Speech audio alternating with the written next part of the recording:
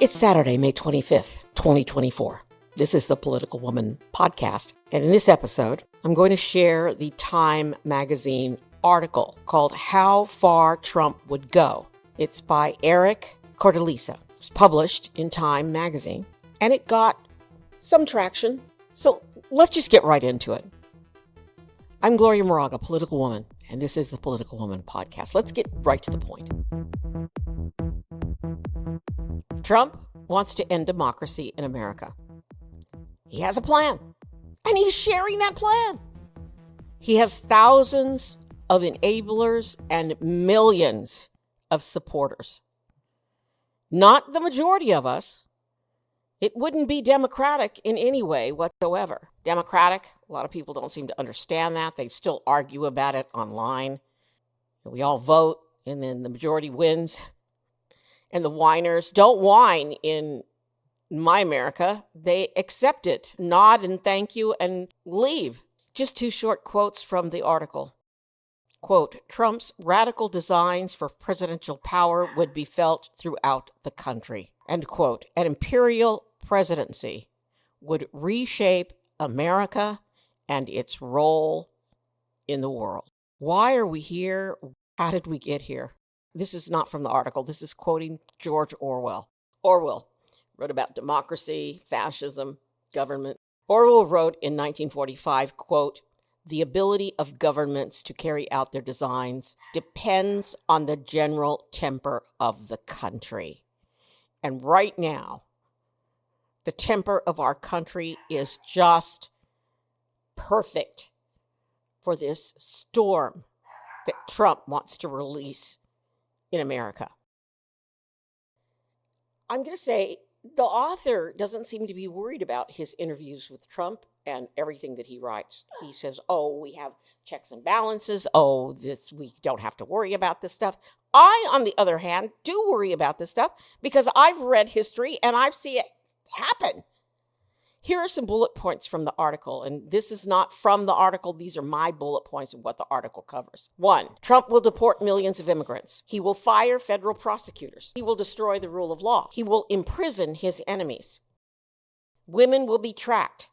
We will continue to lose all rights to privacy and reproductive freedom. Our bodies will no longer be our own. He will align with fascist countries and dictators. He's going to destroy all programs, make no mistake about this, that support our environment. So not only will democracy end, he's going to take steps to further along what we've done to harm the earth for our children and our grandchildren. He will sooner rather than later establish a dictatorship. Those are just a few of the things this psycho wants to do. And he gets more and more crazy every day. All you have to do is follow him. He would gut the United States civil service, firing hundreds of thousands of people and putting in his own lackeys into those jobs. He would deploy the National Guard to American cities as he sees fit. He will close the White House Pandemic Preparedness Office, because for some reason that's what the crazies want to do. Because they don't believe in science. They don't believe in books. They don't believe in free speech. They don't believe in learning. He will staff his administration with his followers and sycophants who back his false assertion that the 2020 election was stolen. That's one of the questions asked in interviews to be hired by these psychopaths. Okay, it's all in the Time magazine article, laid out clear as the nose on your face. We'll start with camps. Trump plans to, quote, carry out a deportation operation designed to remove more than 11 million people from the country, Cortellessa writes. This quote, Trump told me he would be willing to build migrant detention camps and deploy the U.S. military both at the border and inland, end quote. Please note that Texas is already building these camps for soldiers. These are the soldiers who will round up the immigrants and migrants. And who knows who else? I'm speaking to you, Latinos for Trump. And every time there's any kind of a conversation They throw out the word communist because they don't want Biden because he's a communist. Wake up! Wake up! Look at the stock market. Oh, yeah. Biden is not a communist, you ninnies. Trump's plan. Trump says he would, this is from the article, Trump's plan. Trump says he would rely mostly on the National Guard to round up and remove undocumented migrants around the country. He says, quote, if they weren't able to, then I'd use other parts of the military, he says. And then the author says, when I ask him if that means he would override the Posse Comitatus Act, let me explain, an 1878 law that prohibits use of military force on civilians, Trump seemed unmoved by the weight of that statute. Well, these aren't citizens, he said. These are people that aren't legally in our country. That's not true. That is not true. Many migrants are here legally. How's he going to differentiate? Bottom line is he's not. This is just like Hitler. He says he would seek help from local police and says he would deny funding for jurisdictions that decline to adopt his policies. He says, quote, there is a possibility that some won't want to participate, and they won't partake in the riches. End quote. What riches? He's assuming he's going to be able to seize all their assets. He's assuming he will have complete control over Congress and federal dollars. How's he going to do that? So that's one, camps. Item 2, tax cuts for the rich. I won't get into this in a long-winded way, but I will say this. We, the middle people, the little people, are going to get screwed. He's going to make sure there's an extension of the 2017 tax cuts. Now, these are going to expire next year, 2025. These tax cuts on individual income brackets with 100% business expensing, the doubling of the estate tax deduction, all of these things that help rich people, we get screwed on. My tax bracket changed under Trump. And I went from a 35 to 40% tax bracket to a 50% tax bracket. Why? I'm middle class because of my pensions, because of the money that I earned, that I made all my life, private pensions. When I want to take out $100 out of my pension fund, I get taxed $50 for it. And that changed under Trump. It not only hurts me, the middle class, it hurts poor people too. We're all getting screwed. I'm getting pushed into poverty under him. And that's what he wants. Trump says he's going to intensify his protectionist agenda, according to the article.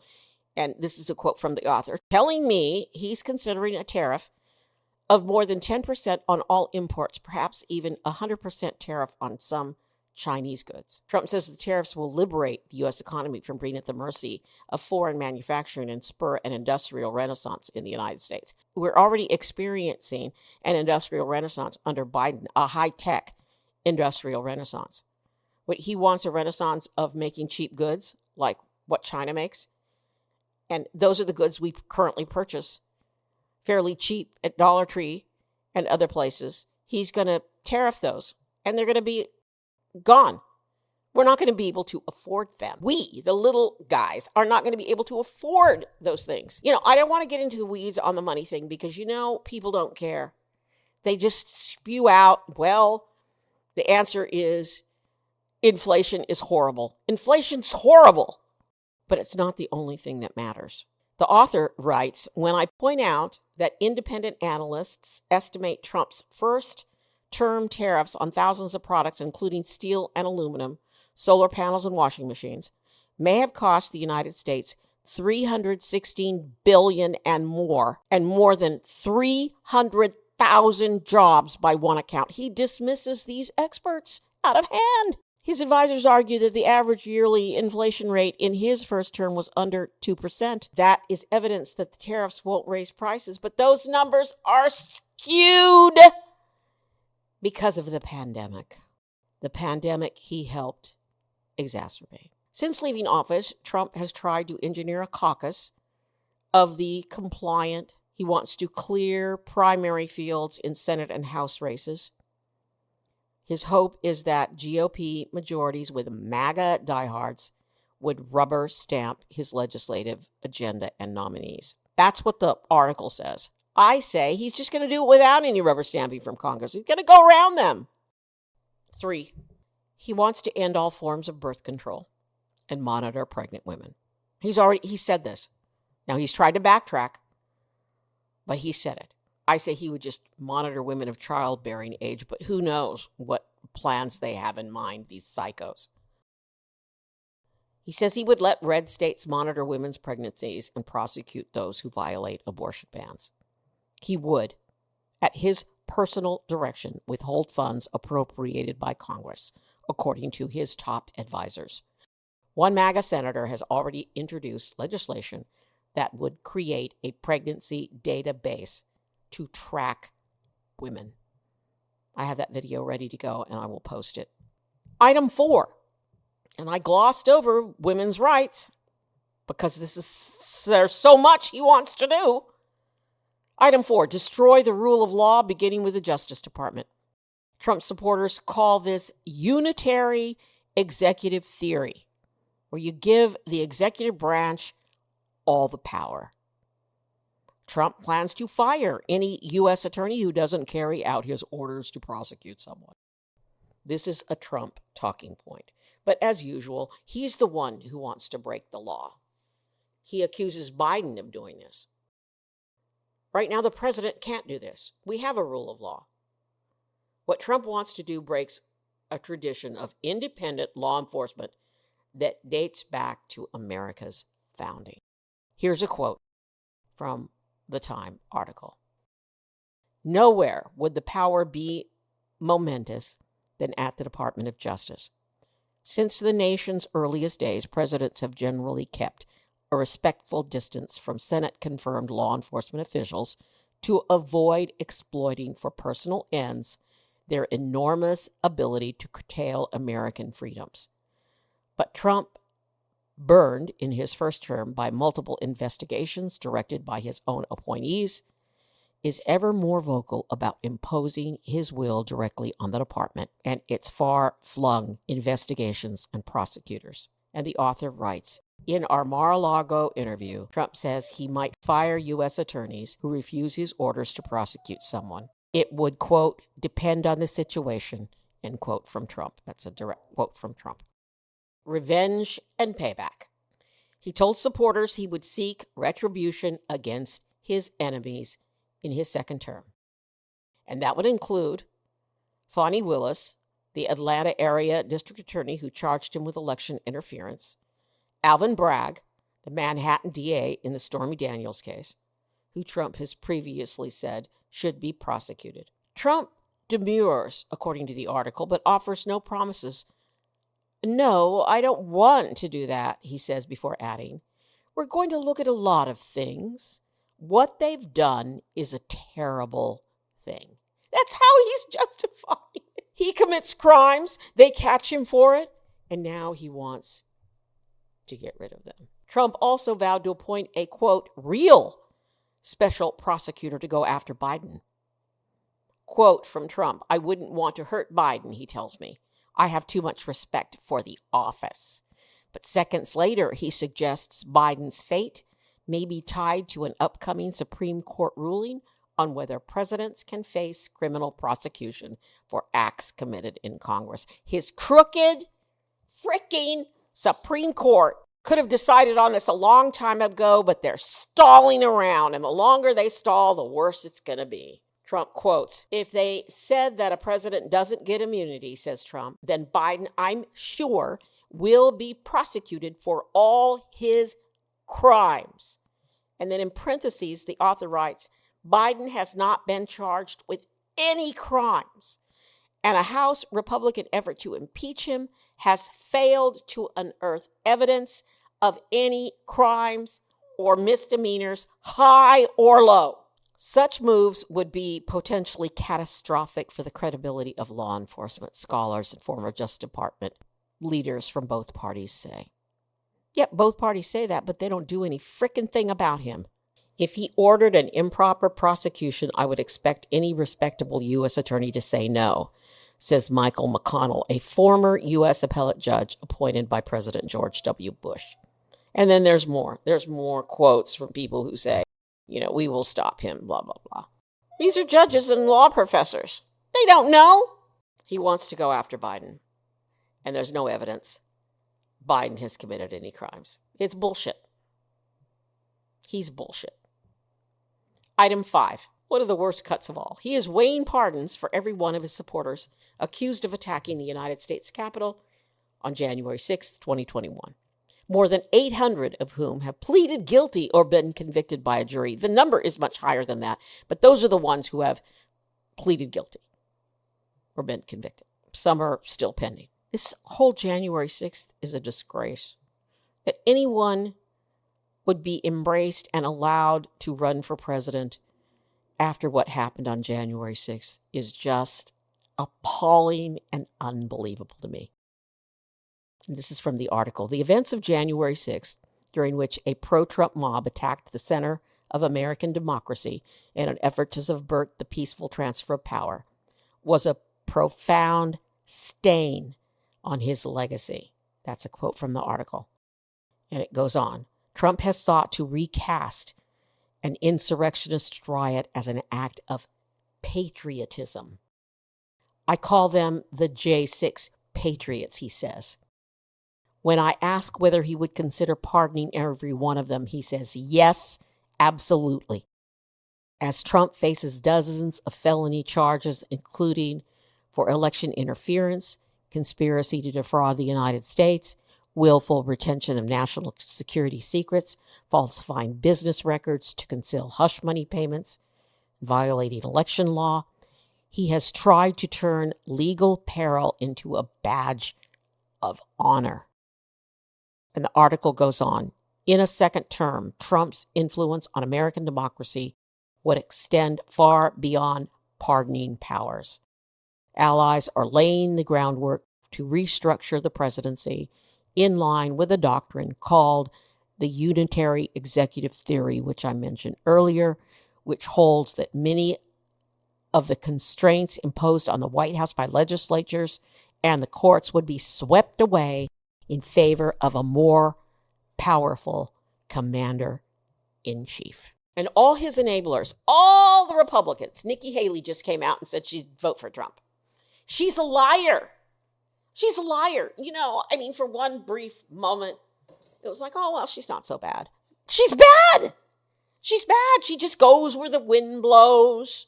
This is why we're in this trouble. People like Nikki Haley. All the Republicans, they're not Republicans anymore.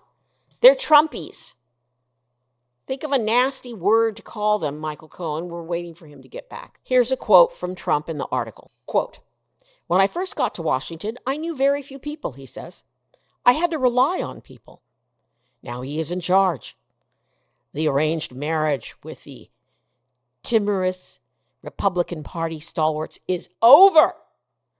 The old guard is vanquished, and the people who remain are his people.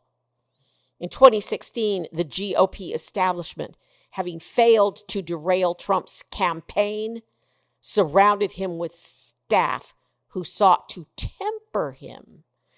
Today, the party's permanent class have either devoted themselves to the gospel of MAGA or given up. Trump has cleaned house at the Republican National Committee, installing hand-picked leaders, including his daughter-in-law, who have reportedly imposed loyalty tests on prospective job applicants, asking whether they believe the false assertion that the 2020 election was stolen.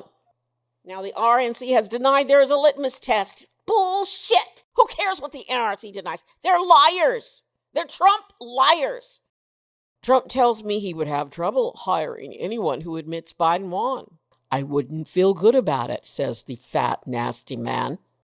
So Trump, if all this is laid out, and they're laying it out now, would enter a second term backed by a slew of policy shops staffed by loyalists who have drawn up detailed plans in service of his agenda, which would concentrate the powers in service of his agenda, which would concentrate the powers of the state in the hands of a man whose appetite for power appears all but insatiable. And there's Kelly frickin' Ann Conway, Skeletor. Quote, I don't think it's a big mystery that his agenda would be, says his close advisor, Kelly Ann Conway.